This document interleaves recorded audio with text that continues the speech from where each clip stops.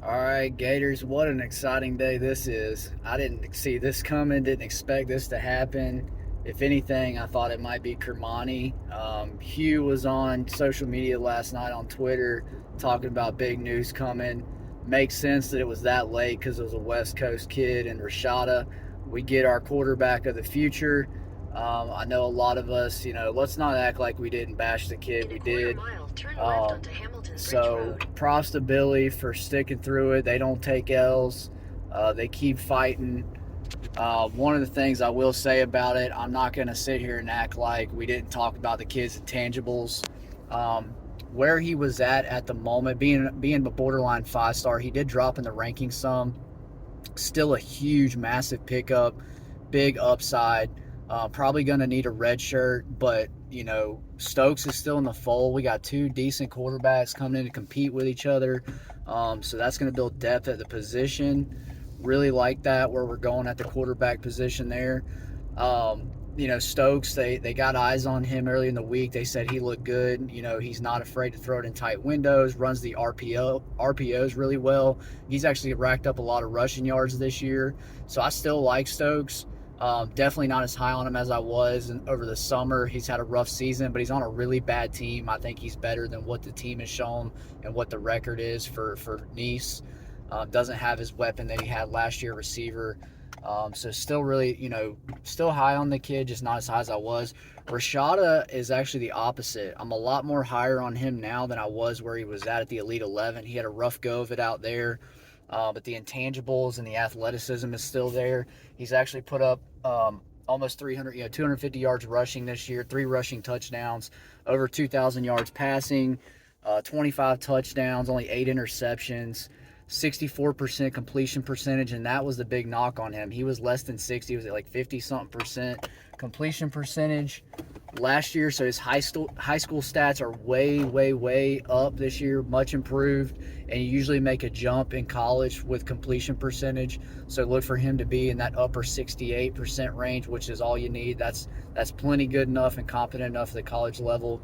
That's a really good passer percentage. So Rashada's improved, and only gotten better since the Elite 11. So this is a monster pickup. Class is ranked 8th in the country right now. Guys, this class is going to finish top 5. There's no doubt now at this point because getting this kid in the class, others are going to come. Walker, defensive lineman UCF, he's flipping. I just feel the momentum right now. I really think we're going to flip this kid from UCF, and honestly, I wouldn't write off even Kermani coming back in the class or circling back to Florida. Miami's a dumpster fire. Ruiz can shove it. We just stuck one to him. Billy just put the hammer down. Scared money don't make money. Really exciting time now for the Gators. Man, this win, if we could get a win this weekend against South Carolina, it's a good 6-3 South Carolina team. Man, the Gators are on the highest of highs right now. It's been a roller coaster season. But if you look back, you would take it if you're 6-4 after the South Carolina game with this class that we have. I think we're all happy as Gator fans at this point right now. This is a fan podcast or channel, and that's the way I've always played it is I'm gonna react as a fan because that's what I am. I'm not a professional analyst or anything like that.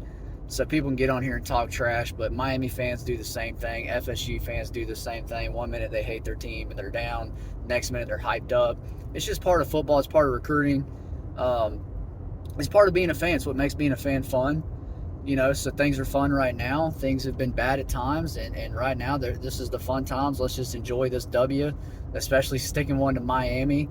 Bunch of losers down south. You can't score more than a field goal in a game on average, so those guys just suck, period. But man, this is fun. Look for Walker. Bryant, the defensive end, that kid's a stud. I could see him flipping back to the Gators, so really excited about the potential flips in the cards right now. And Steve Wilfong with 247 was on a message board last night basically saying that we get more of the targets than not left on the board. So I think this class closes out top 5, which is what we needed. It's what it's going to take to compete for a national title. This is a true bump class at this point. It's trending that way. This is a massive, massive leap from the transition class. So Florida looking really good on the trail. With you name a target, we're in it, guys. We are not out of it with anybody. So yeah, Jaden Rashada, the big flip from Miami. He's a 9.7 4-star. Like I said, a 9.8 is a 5-star.